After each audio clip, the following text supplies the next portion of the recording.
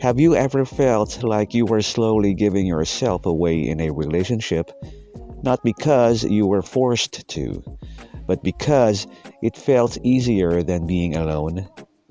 Sing It Back by Moloko sounds warm, inviting, almost comforting. But when you really listen to the lyrics, this isn't a love song. It's a quiet confession of emotional surrender. Today, we're looking past the smooth surface of Sing It Back to uncover what it's really saying about control, validation, and losing yourself while trying to keep someone close.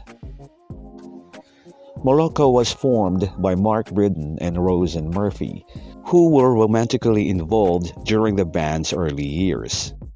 Because of that, many listeners here sing it back as a sensual, mutual exchange between two people in love. And that interpretation makes sense on the surface. But once a song is released, it stops belonging only to its creators and starts living in our own experiences. So instead of assuming this is a balanced love story, let's step inside the lyrics themselves and see what they reveal when we read them as an emotional dynamic, not a romantic fantasy. The song opens with total surrender. Lines like, "When you are ready, I will surrender.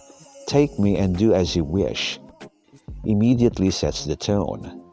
This isn't about compromise or mutual desire. It's about waiting. The narrator isn't acting. They're standing still until someone else decides. That kind of readiness sounds romantic at first, but it also signals a loss of agency. The narrator's life doesn't move forward unless the other person gives permission. Then we hit one of the most revealing images in the song. "I am a zombie, your wish will command me." Zombies don't think, don't question, and don't choose.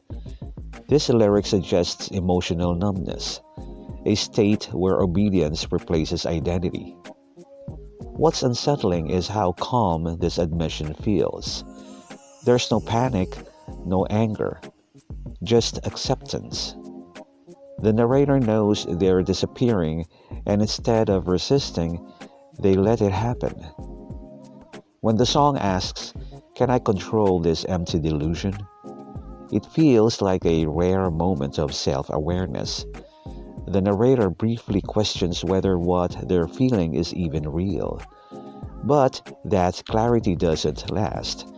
As soon as the other person comes running, the narrator promises to become whatever is needed.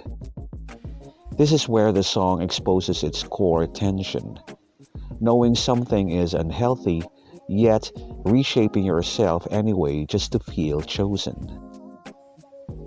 The chorus, "Sing It Back to Me," is deceptively simple. On the surface, it sounds playful, but emotionally, it's a request for proof. The narrator has been giving, bending, waiting, and hoping. Singing it back becomes a symbol of validation, a way of asking, "Do you feel this too, or am I alone in it?" It's not about love being returned in full, just echoed enough to justify the sacrifice. Later lyrics introduce temptation and denial. The image of fruit hanging ripe on the tree suggests inevitability, as if giving in wasn't a choice at all. The narrator claims not to care about the truth anymore, which signals emotional exhaustion. They push the other person away. "Don't try to come near me," yet immediately invite them back. This contradiction captures the inner conflict of someone who knows the situation hurts but can't let go of the comfort it provides. As the song repeats, "Bring it back, sing it back," The repetition itself becomes the message. This is a loop. Give, wait, hope, repeat. There's no resolution, just movement in circles. The narrator isn't asking for freedom. They're asking for reassurance that their self-sacrifice meant something. This is where interpretation really opens up. Some people here sing it back as intimate and mutual, a shared emotional language between two people. But I hear a song about imbalance where one person gives their voice, their identity, and their patience just to keep someone from leaving. So I want to know what you hear. Do these lyrics feel romantic to you? Or do they feel like quiet emotional dependence? Does the softness of the song makes the surrender feel safer or more dangerous? Let me know your interpretation in the comments. Sing It Back works because it captures something deeply human, the desire to be wanted even if it costs us pieces of ourselves. It's not loud heartbreak, it's subtle erosion.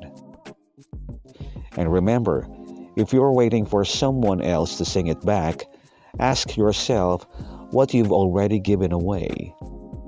I'll see you in the next one.